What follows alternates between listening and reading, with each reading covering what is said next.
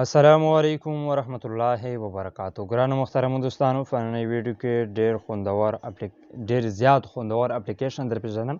د دې اپلیکیشن په تورو موږ تاسو ډېر ښایسته کار کولی شو. د ویډیو تر اخره وګورئ. په دې ویډیو کې د اپلیکیشن ډاونلوډ کولو د استعمال مکمله طریقه در زده کوم. دوستانو، د دې نه مخکې یوه هیله در څخه کېږي که چېرته تاسو زموږ په ټیکنو پښتو یوټیوب چینل کې نوي یئ، زموږ چینل سبسکرایب کړئ، په څنګ کې د بیل آیکن په آل باندې در سره ضرور کلیک وکړئ. د دې ویډیو لینک به تاسو ته دوستانو په ډسکرپشن کې میلاو شي، یا په اولني کمنټ کې که چېرته دا ویډیو تاسو د فیسبوک څخه ګورئ، نو په فیسبوک کې د ویډیو په ټایټل کې به همدا یا په اولني کمنټ کې د دې اپلیکیشن لینک میلاو شي چې هغې ځای څخه تاسو په ډېرې اسانۍ سره ډاونلوډ کولی شئ. دوستانو، دا ډېر خوندور اپلیکیشن دی. په دې کې موږ تاسو په اسانۍ سره کولی شو چې د یو چا تصویر پوره معلومات ترلاسه کړو په یو کلیک سره. یعنې تاسو یو تصویر تاسو ته چار ولګلو یا تاسو یو شی وکتو، تاسو غواړئ چې د هغې شي په باره کې معلومات ترلاسه کړئ چې دا تصویر د څه شي دی، څه انعام دی، څه ترتیب دی. نو د دې اپلیکیشن په تورې تاسو په اسانۍ سره د هغې معلومات ترلاسه کولی شئ. د دې لینک به تاسو ته ډسکرپشن کې میلاو شي. کله مو چې دا اپلیکیشن آن کړو دوستانو، دلته کې تاسو ته داسې اپشنې درکوي، تاسو ته به ښکاري. نو اوس کله مو چې دا اپلیکیشن آن کړو، تاسو ته د پلس نشان درکوي. په دې باندې چې کلیک وکړئ، تاسو ته اولنی اپشن درکوي، تاسو ته به ښکاري دا. په دې باندې مو که چېرته کلیک وکړو، تاسو د یو شي څخه ډایرکټ تصویر اخیستی شئ، هغه وروسته یې سرچ کولی شئ. د هغه تصویر ټول معلومات به تاسو ته راړوي.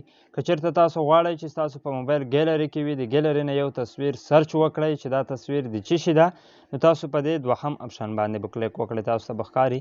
په دې باندې کلیک کولو سره به تاسو ورته یو تصویر انتخاب وکړئ. تصویر انتخاب وروسته هغه چې د څه شي تصویر وي، تاسو انتخاب کولی شئ. هغې وروسته دلته کې تاسو ته د سرچ اپشن درکوي، تاسو ته به ښکاري. لاندې په دې اپشن باندې به کلیک وکړئ. په دې باندې کلیک کولو سره یو څه نه څه لوډینګ کې دا اپلیکیشن ډېر په تیزۍ سره کار کوي.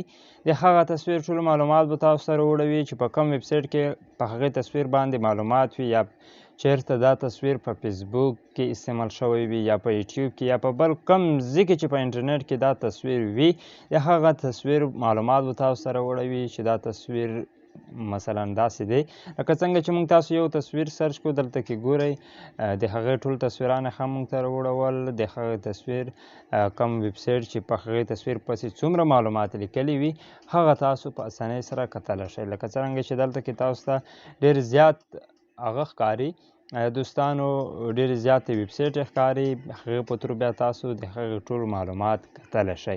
نو د دې اپلیکیشن دا کار دی. که چېرته مو دا اپلیکیشن خوښ شوی وي دوستانو، هیله در څخه کېږي دا ویډیو در سره لایک کړئ، چینل سبسکرایب کړئ. تر بلې ویډیو د لوی الله په امان.